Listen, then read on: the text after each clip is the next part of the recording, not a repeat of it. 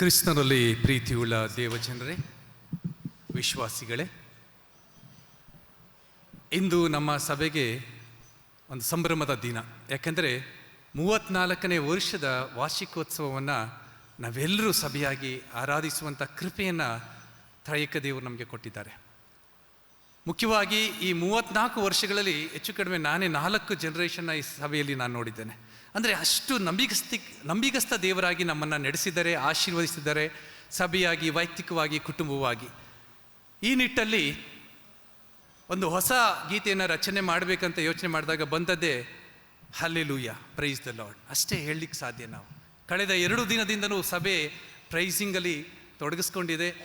ದೇವರನ್ನ ಸ್ತುತಿಸಿ, ಕೊಂಡಾಡ್ತಾ, ಸಂಕೀರ್ತಿಸ್ತಾ ದೇವರಿಗೆ ಘನಮಾನವನ್ನು ಸಲ್ಲಿಸುವಂಥ ಕೃಪೆಗೆ ನಡೆಸಿದೆ.